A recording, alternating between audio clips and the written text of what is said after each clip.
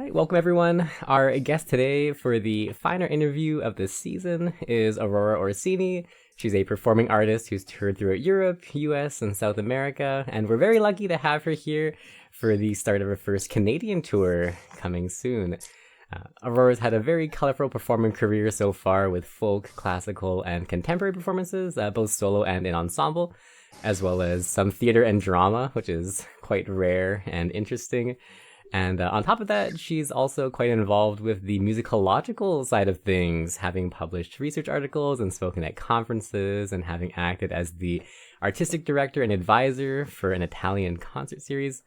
And she also plays the mandolin, if all of that wasn't impressive enough. So all in all, a very varied and interesting career, and I'm really curious to hear what you have to say today.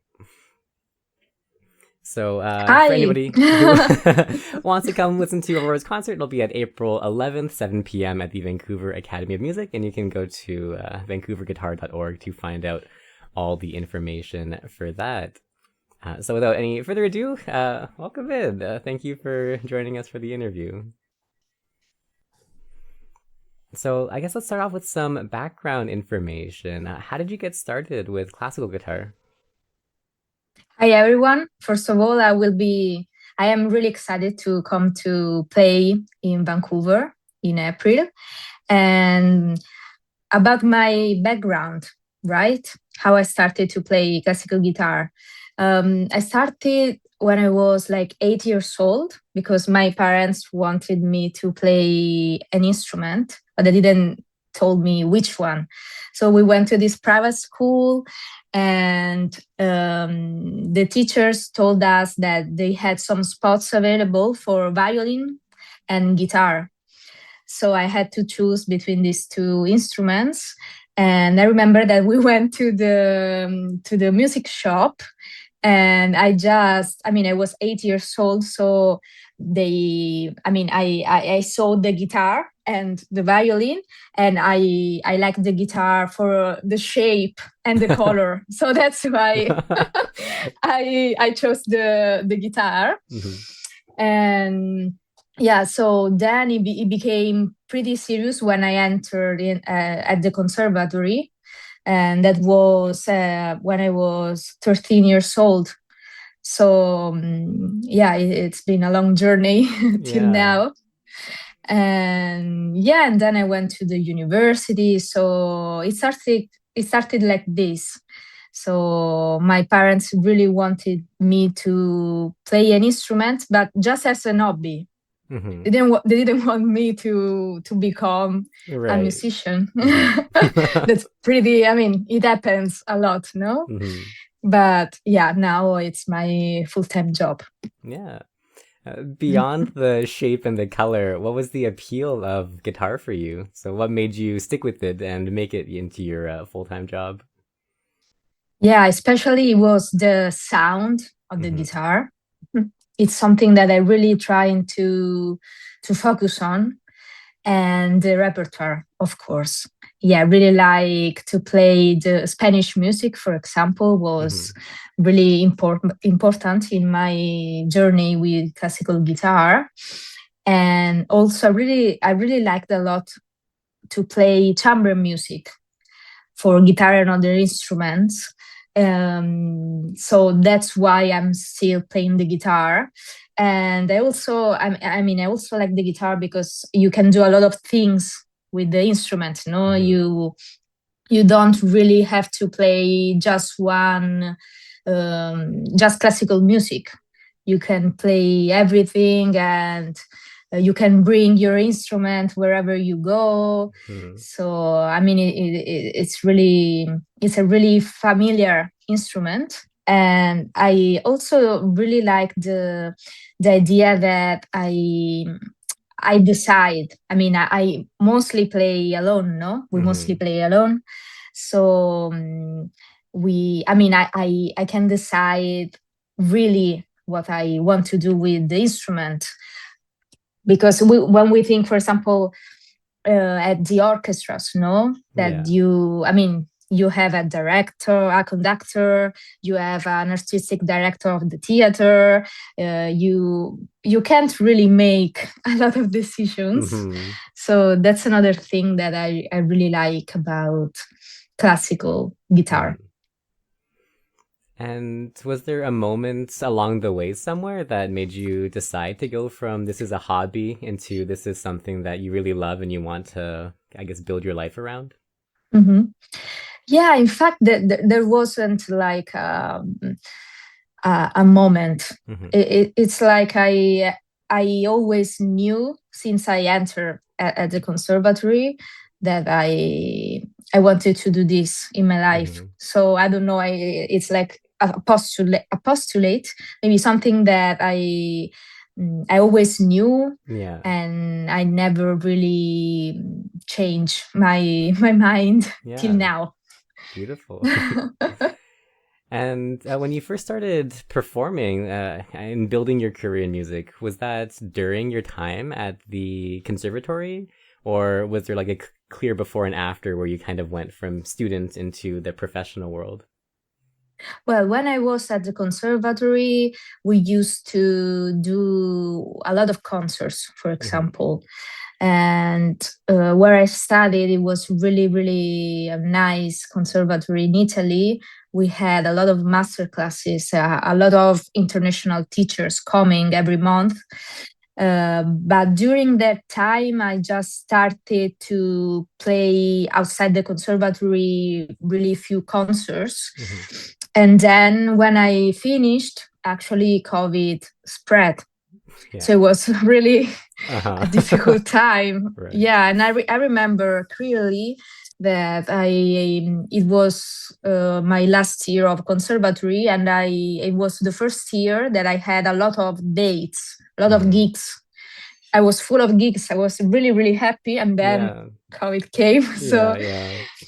but yeah, there was a clear before and after Mm-hmm. my studies, and it was really difficult to build a career Mm-hmm. on classical guitar, as you know. Yeah.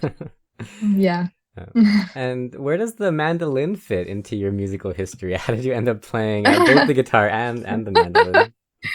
Yeah, it was like I had a friend who played in this plucked instrument orchestra, Mm-hmm. a really close friend of mine, and his father was the conductor of the orchestra. So I went there during this COVID time, and because I just wanted to play with other people. Mm-hmm. And firstly, I played my instrument, so I played the guitar, and then they told me, why don't you play also the mandolin? We can give you a mandolin and you can Mm-hmm. practice it. And that's how I started. So I started to play with them. We played mostly contemporary music. So it was really nice. And I also recorded an album with the Oh, great. mandolin. Yeah, that thing you can find on the Mm-hmm. website, on the internet. Yeah. And yeah, and then I started to play also the mandolin at the Italian operas. Wow. So in the theaters, I still do it Mm-hmm. as a side job. So they called me to play the mandolin part in some Italian operas. So yeah, I'm still playing it and practicing it, and I think it's really, really important for us Mm-hmm. as guitarists try to um, to do different things, because Mm-hmm. it often happens that you play the classical guitar and you are stick to this really little word, no? Mm-hmm. But in fact, for example, the mandolin helped me a lot to play with other people, to play in theaters, in places in which I would never played. Mm-hmm. So it was really, really important. And yeah, so that's how it started. Yeah. How do you manage the time balancing like a professional level of two instruments at the same time? Of course, I practice the guitar mostly of the time. Mm-hmm. So the guitar is my main instrument. And I have more guitar concerts than mandolin concerts.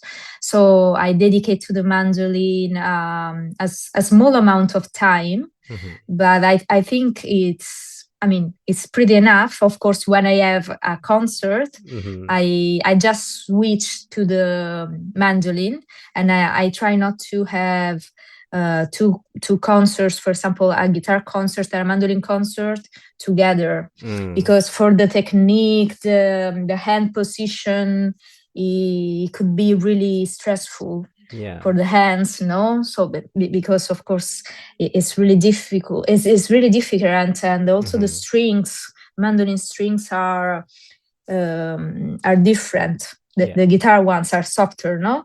Mm-hmm. So that's how I balance these two Great. instruments. Mm-hmm. What are some of your personal musical influences? Maybe performers you look up to or music that you like to listen to? Yeah, I really like to listen to a lot of music. I mean, different genres.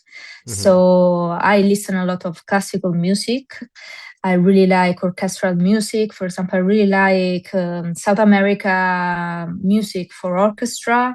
I really like Spanish music for piano. Mm-hmm. So really specific Yeah. styles. And beside that, I also listen a lot to other musical styles. For example, pop music, alternative rock. Folk music. Mm-hmm. I try to listen to everything, Mm-hmm. and yeah, that's a thing that I think is really healthy for musicians to stay curious and open to different styles. So that's something that I've always done in my life. Mm-hmm.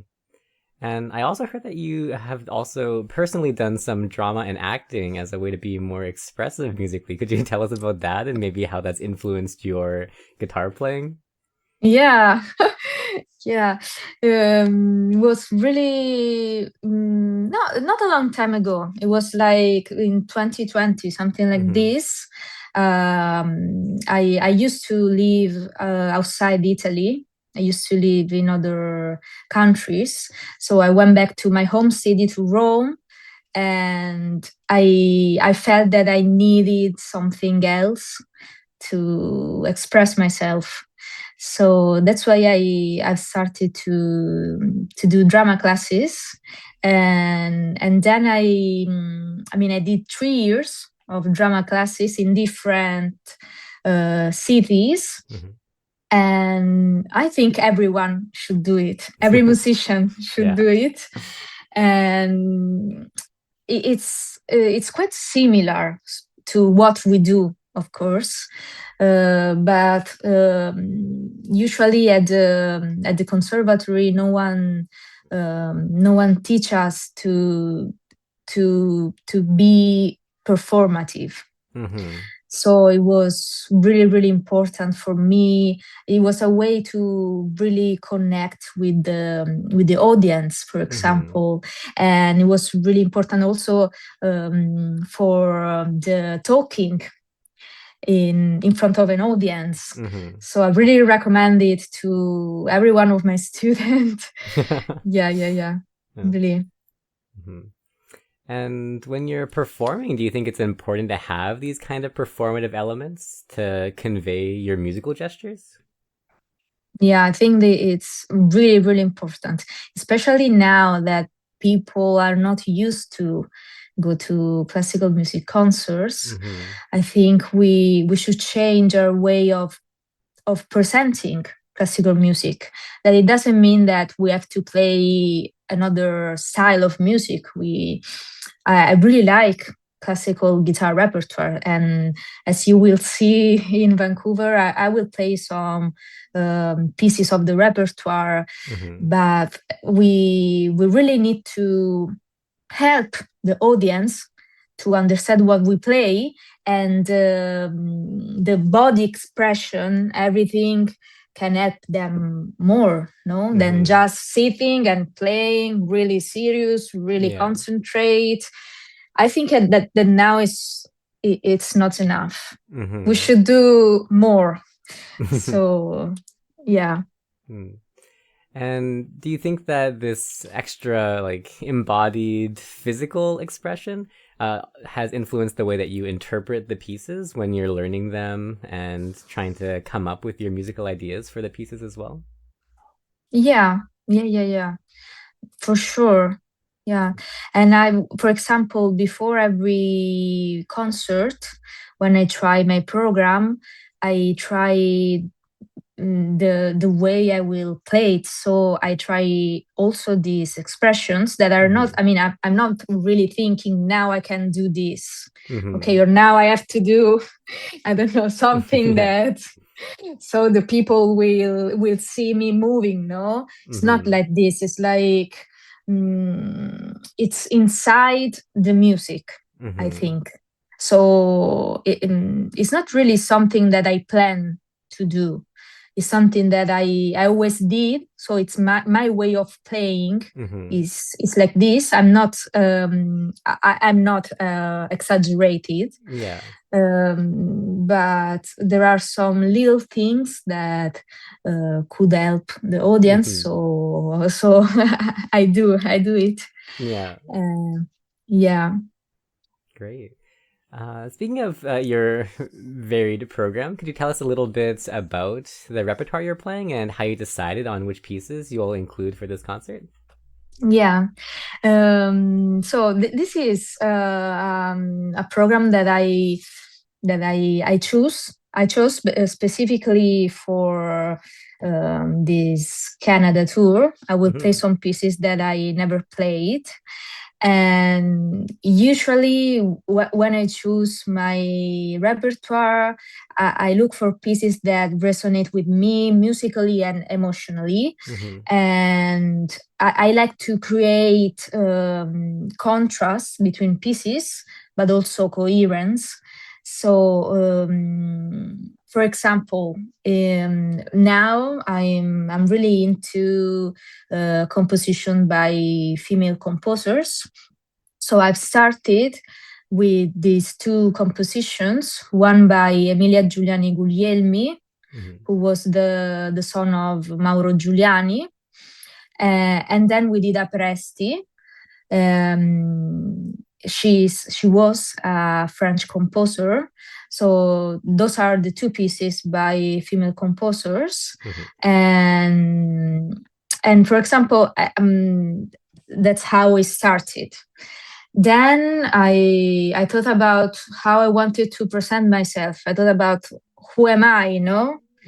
And that's why I chose to play mostly European music, because I come from here. That's what I've studied my whole life. So that I thought, yeah, that's me, no? And for example, I will play the Fantasia, the fantasy from the opera La Traviata. Yeah. So by Tarrega. So I also chose some pieces related to Italy and to opera in general. I will play also the variation sonatim by Mozart, who's based in the Magic Flute, so not opera. And besides that, when I structure a program, I always think about the musical forms. So, for example, I will start with a prelude by Villalobos, and then I will play the preludes again by Emilia Giuliani Guglielmi. So the audience can hear the difference between these musical forms, for example, and I can talk about the preludes, what are the differences, and so that's another idea. And then I will play the variations by Soar. And then I wanted to change completely the mood of the concert, because it's also something that I like to do. Because if we listen to the same style for a long time, it could be a little bit boring, no? So I decided to change completely with a piece by Poulenc, the French composer. And this piece is dedicated to Ida Presti, which is the composer of the next piece. Yeah. So everything is connected, no? And then I will play also a study by Segovia, Gli Studios in Luz, which is a piece that I really love, and I think we don't play it enough, and we don't know enough compositions by Segovia. And then there is the piece that my friend Giordano Denisi dedicated to me, and I'm really happy to perform it for the first time for Vancouver audience. And we decided to compose it specifically for this concert. Wow! So it's really it's so really special. It's really special composition. And I'm really curious about this piece, actually. What's the story and inspiration behind Two Roads Diverged? Yeah. So I met Giordano Denisi, which is a composer from Rome, a young composer, at one of his concerts. Because he also played the piano at this concert. He was playing only his compositions, and I really loved his composition, and also the way he was playing is everything about the concert, and also the performative side of the concert. And that's why I asked him to compose a piece for guitar, and he never composed for guitar, so it was the first time. And he told me that he started to compose the piece without any specific plan.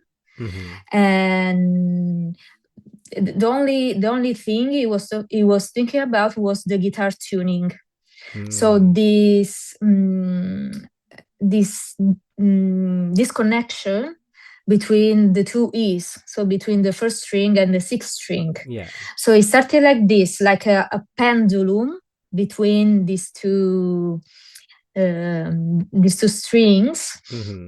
And then he decided to compose two different movements, two miniatures, because the piece is pretty short. And the first one is like a lulling movement, really calm.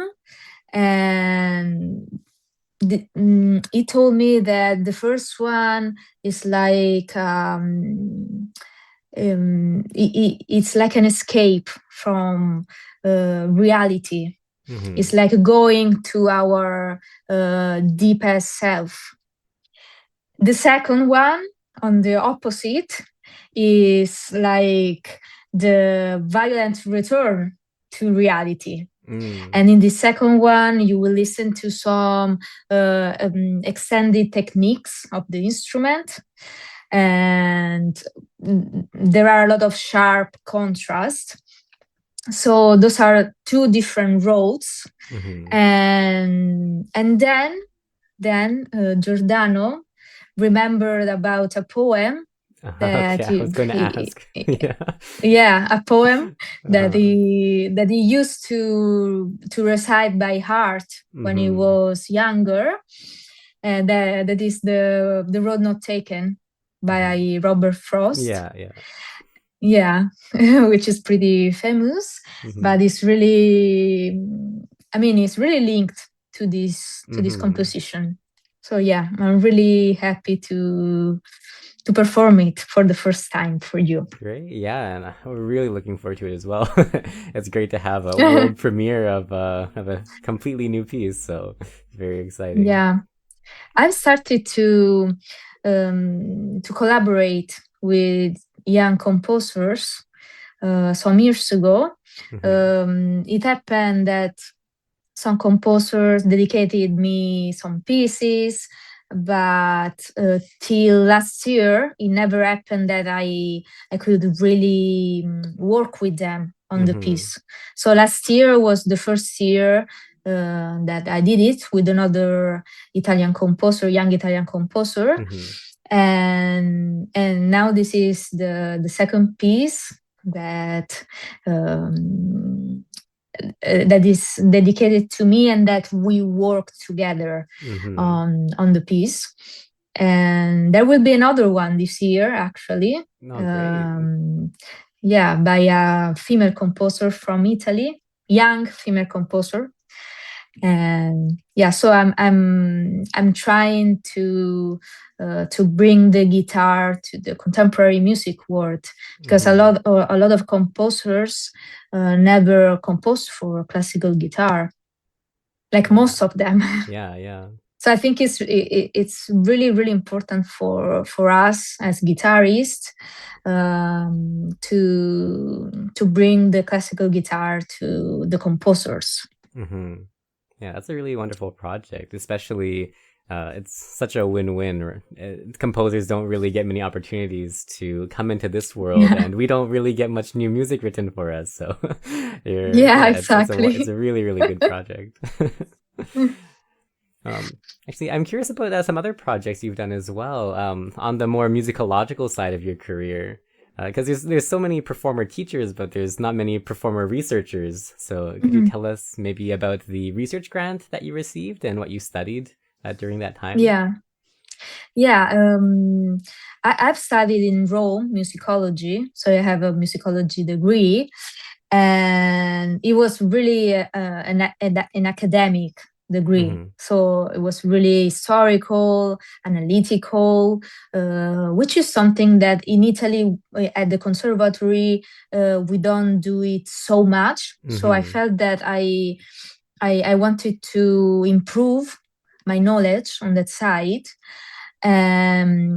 So yeah, I've studied. I had my master degree in Rome, and then for my thesis, I received this grant in this really important foundation in Basel, so in Switzerland, Mm-hmm. which is the Paul Zacher Foundation.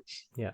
And my focus was the relationship between an Italian composer who wrote for guitar, which is Goffredo Petrassi, which Mm-hmm. is really well known outside Italy for his orchestral pieces, Mm-hmm. but not really for his guitar pieces, which are really contemporary pieces with a lot of extended techniques. Yeah. And so the relationship between him and a critic who was the most important critic, music critic in Italy in the Mm-hmm. past century. So I was interested in the collaboration Mm-hmm. between between a critic and a composer. So in Basel, I researched about them. So my thesis was about their letters, their correspondence, Mm-hmm. and yeah, it was really interesting, and I'm still working on this topic. Oh, great. Yeah, and I'm still writing some articles, But in the future, I would like to work more on guitar research. But what happened is that I felt that I wanted to do something that I never done. Because I thought, if I do something about guitar, I already knew a lot of things, no? And so I wanted to do something that was really musicologist, something like that. Yeah. So, but it was really important to understand how research really works. So from now on, I can start to research on classical guitar as well. And have you ever played any of Petrassi's guitar works, or how did you kind of get into this as your thesis topic? Yeah, I used to play. He wrote just 2 pieces. Yeah. I used to play Nunc, which is really. I remember that it was really, really crazy because I used to play. Yeah, like when I was something like 15, 16, I was reading this piece. But I was really curious about him, really curious. And so that's why at the end I chose a topic about him. Also, I've studied in a city which is really close to where he was born, and also it's a city where there is there is a foundation with all his works. So I don't know, it was like something really familiar to me. So yeah, that's why I chose him. And also this critic, which is Massimo Mila, I used to study his books when I was studying at the conservatory. So I try to connect to really important things. Really important things of my background, and I wanted to know more about them. Yeah, well, it seems like it works out perfectly.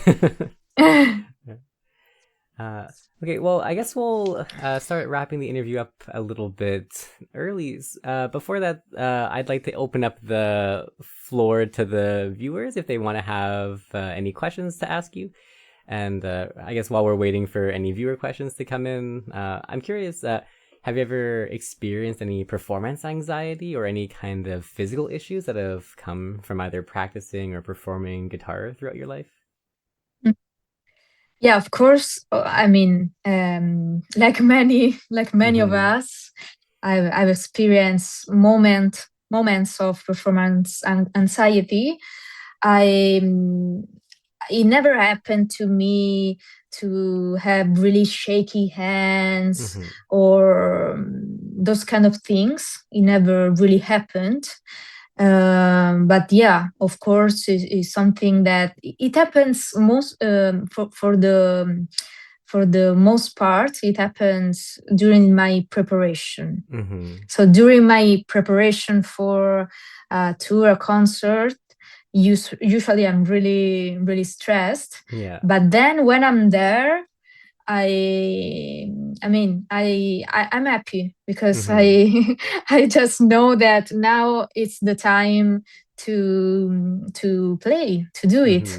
So yeah, and for example, when before playing, I try to use that energy, so that anxiety, to transform it into the right energy to express myself. Yeah. And about the physical problems you asked, it happened. Yeah, I think that we as guitarists, as musicians, we really need to be careful. So yeah, I mean, it's a really difficult topic. I do a lot of yoga. I always do warm-ups. I always do cool downs. I always take breaks during my practice. For example, I always do sessions of 20 minutes only. Yeah. Just 20 minutes, then a little break, and then 20 minutes. But I never play like 1 hour straight, only at the concert. So it's something that I really, really care about. And also about my mental health, which is another really important topic, no? Yeah. And I think it's really, really important for us and for our, I think that I want to play all my life. So I need to take care of myself, to take care of my body, my hands. And yeah, that is also something that I've learned after I finished the conservatory. I've just learned it doing this job. Yeah. So yeah, I used to do a lot of Alexander technique, which is a technique of body, of posture, of body relaxation. So that is also something that was really, really important for my career. I had some teachers, really serious teachers. I did 2-3 years of Alexander technique, and also now I'm still doing it because I feel that I really, really need it. So yeah, and another thing is that as female guitarist, we have to think about which guitar we want to play. For example, I play a guitar that is a little bit shorter than the usual one. So those are things that I've learned them when I had the problems that I had. And thank you for the question, because I think it's really something that we don't discuss enough. I have a lot of colleagues, not only guitarists,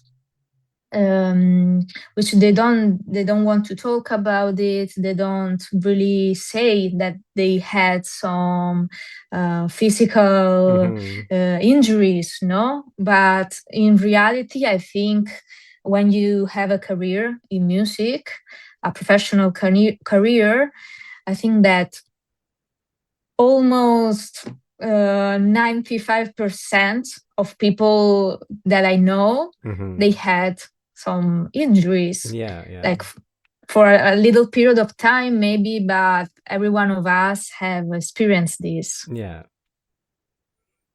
thank you very much. Okay, so there's some viewer questions. What is your favorite cookie? And what musical piece would describe the feeling of eating the cookie? The cookie. Oh my God, I don't really eat cookies. I don't really eat cookies, so it's a really difficult question for me. I like, let's talk about not cookies, but sweets in general. Sure. I really like creamy sweets. So like Italian ones, of course, like tiramisu, those kind of sweets. And a piece will be related, I think, like a tremolo piece. Okay, great. Yeah. Okay, another question about how many hours per week do you practice? Per week, I have to calculated. Not enough, but not a lot, because in the past years I tried to focus on playing. I mean, playing in a better way, more focused way Yeah. than playing many hours. I mean, I've played many hours in my life. I remember when I was studying, when I've started the conservatory. I remember that I used to play mornings and afternoons, 4, 5, 6 hours. Truth is, now I can't do it anymore. Yeah. So then when you do it as a professional, I think it's different, no? So now I'm practicing. I don't know. It really depends on the day, because I also have a teaching position. So it really depends. But I try to practice almost every day. Almost. Because also it's important to take moments to enjoy our life beside music. I think I've heard a lot of similar answers throughout all these interviews of when they were a student practicing crazy amount of hours, and then as they get more mature into their career, practicing really focused and efficiently, but for a much smaller amount of time. And it seems to even work better for them despite it being less time. Yeah. Okay, well, why don't we wrap things up there? Thank you so much for this interview. It was very good, and I was, very interested in everything that you had to say. Thank you. Thank you so much. Yeah, so for anybody who wants to see Aurora's concert, the start of the Canadian tour, it'll be on April 11th, 7 p.m. at the Vancouver Academy of Music, and you can head to vancouverguitar.org to find out all of that information. So yeah, once again, thank you so much. I'm looking forward to your Canadian tour, and I'll see you, I guess, in a couple months. Thank you. I really can't wait.